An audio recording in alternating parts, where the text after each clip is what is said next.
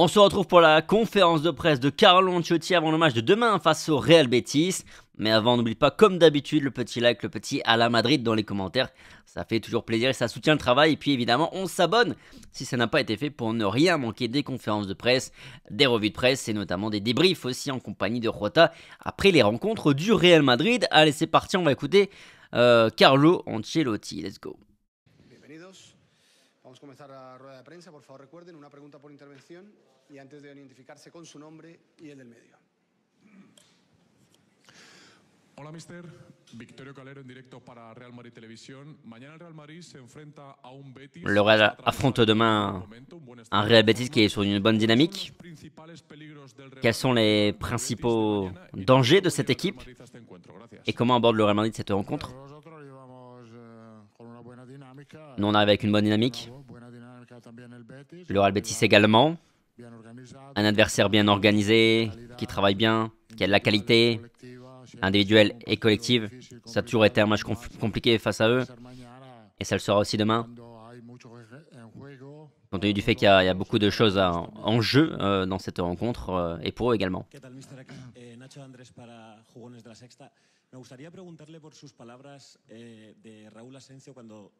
J'aimerais vous interroger sur vos déclarations après la sortie de Raúl Asensio qui avait été affecté par les insultes, tout ça. Si ça se répète, quelle attitude allez-vous adopter? Le joueur va bien. Il a bien récupéré, oui, il était affecté évidemment. Ce qui est assez normal. C'est normal d'être affecté compte tenu de ce qui s'est passé. Mais les jours sont passés et il est prêt pour jouer. Il s'est passé quelque chose qui ne doit pas se produire. Le protocole a été bien appliqué, donc si ça se reproduit, qu'ils appliquent de nouveau le protocole comme l'arbitre l'a très bien fait lors du match de l'autre jour.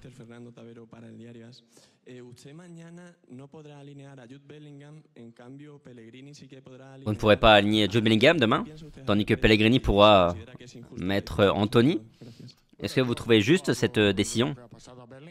Bon, moi je parle de ce qui s'est passé par rapport à Bellingham, ce qui me paraît être une injustice. Sur Anthony, je ne veux pas en parler. C'est un sujet qui ne me concerne pas. Ce qui me concerne, c'est que Bellingham ne pourra pas jouer.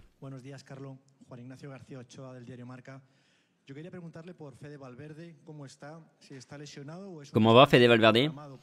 Est-ce que c'est une blessure ou du repos programmé par rapport au gène? Non, il n'est pas blessé. Il a un peu de mal à récupérer. Il y a des gènes. C'est un petit problème. Il ne sera pas disponible demain, mais il sera disponible sur le prochain match face à Atlético de Madrid.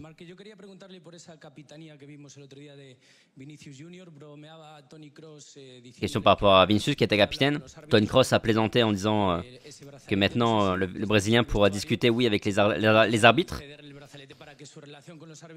Est-ce que vous avez planifié de le mettre davantage capitaine pour que sa relation avec les arbitres soit plus saine? Non, les capitaines sont choisis d'office. Vinicius, ça lui a donné plus de responsabilités. Il s'est très bien comporté. C'était un vrai capitaine. Et tout le monde a apprécié ça. Hola, ¿qué tal, mister? Javier Herrera de la cadena SER. Le vuelvo a preguntar por Raúl Asensio. Ya lo hicimos después del partido en San Sebastián. Question par rapport à Asensio. Vous avez été assez clair sur le fait que le carton jaune et puis l'ambiance ça a influé sur sa partie. Il est très bon, il a un très bon rendement actuellement. Est-ce qu'il est possible que vous évitez de mettre Asensio titulaire en dehors du Bernabéu si ce genre d'événement se reproduit? Est-ce que ça peut vous influer au moment de faire votre 11? Non, non, quand je vais le mettre, je le mets. Non, non, on ne pense pas du tout à rien de plus. Tout ça ne doit pas se produire et c'est tout. Non, non, je vais pas me dire ah, il peut se passer ça, donc je vais pas le mettre titulaire. Non, les insultes, ça ne doit pas arriver.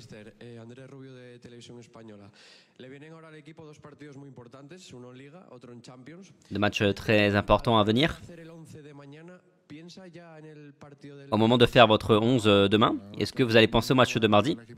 Non, non, je vais mettre la meilleure équipe parce que ce sont 3 points vitaux dans la course au titre.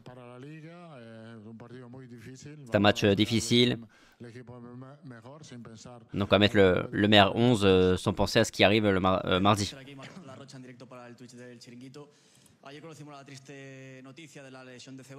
On a pris la triste nouvelle, la blessure de Dani Ceballos. Est-ce que vous voyez Camavinga capable d'avoir cette régularité et ce niveau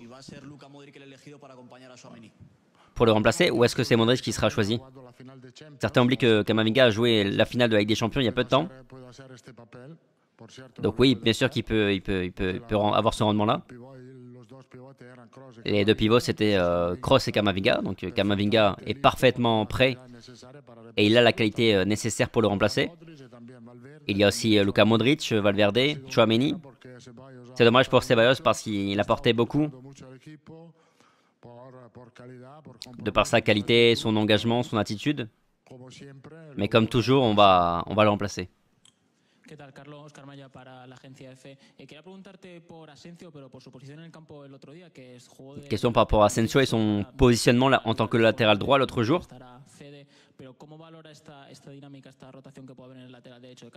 Comment est-ce que vous abordez un peu tout ce turnover à droite? Asensio a la qualité, oui, pour jouer aussi à ce poste à droite. Évidemment que c'est un latéral droit avec des qualités différentes en comparaison avec Lucas Vazquez ou Fede Valverde.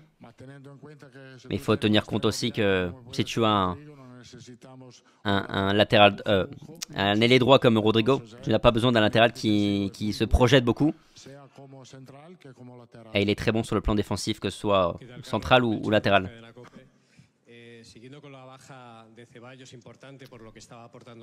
Continue par rapport à l'absence de Ceballos. Celui qui semble avoir le plus de caractéristiques similaires, c'est Luka Modric. Vous étiez en train d'alterner Ceballos et Modric dans le cadre de ce calendrier très chargé, très serré. Il y a 2 matchs importants qui arrivent entre le Real Betis et l'Atlético de Madrid.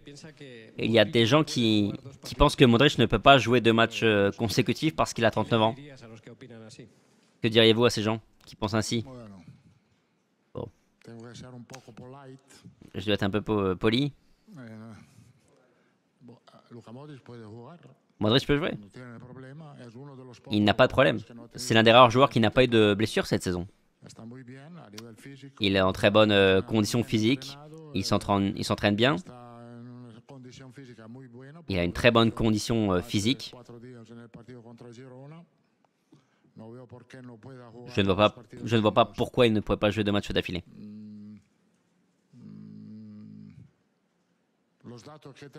Les datas, les données que nous avons sont celles d'un joueur qui est bien préparé.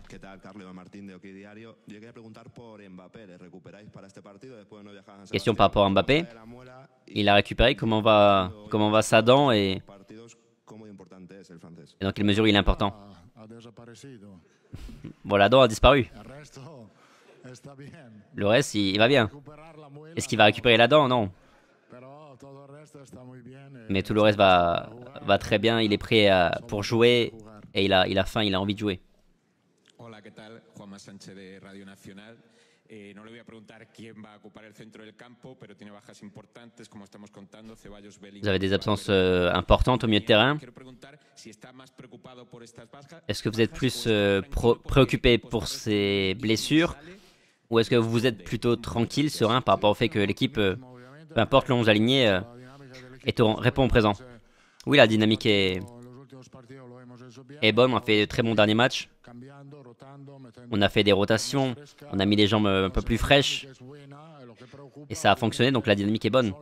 Ce qui nous préoccupe bien sûr, c'est pas seulement les blessures, mais l'adversaire, les forces de l'adversaire. C'est un adversaire qui a des qualités, qui est compétitif. C'est un match où tout peut arriver. Mais oui, j'ai une grande confiance en mon équipe par rapport au dernier match. Question par rapport à Vinicius. Sur le dernier match, c'est lui qui a récupéré le ballon au milieu de terrain. On le voit revenir plus bas sur le terrain. Est-ce que vous pensez que sur les derniers matchs, Vinicius est devenu encore plus complet, encore en jouant également dans son propre camp? Oui, Vinicius nous aide beaucoup. Cela a beaucoup changé l'équipe car les attaquants travaillent plus dur. L'équipe est donc plus solide.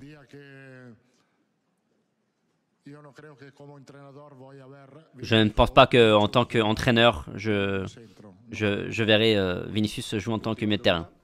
¿Qué tal, Carlos? Miguel Ángel Toribio en directo para Radio Marca. Siguiendo con esta línea, quería preguntarle cuánto tiempo, cuántas charlas. En combien de temps, en combien de discussions vous avez réussi à convaincre Vinicius qu'il devait descendre pour défendre, pour le bien de l'équipe? On a parlé de ce sujet à de nombreuses reprises, mais pas seulement avec lui, avec toute l'équipe. Et tout le monde était d'accord avec ça. Oui, la puce a évidemment changé de manière évidente sur les derniers matchs. Depuis le match contre l'Atlético, l'équipe a changé en ce sens sur le plan défensif. Un changement évident. Bon, fin de la conférence de presse de Carlo Ancelotti. Merci beaucoup d'avoir regardé la vidéo jusqu'au bout. Le petit like, le petit à la Madrid dans les commentaires. Et puis on s'abonne surtout. Et on se dit à demain midi 1h pour la petite preview, tranquillement sans doute. Et puis après le match, juste après le match, le débrief en compagnie de Rota. Allez, sur ce, passez un bon week-end. Ciao.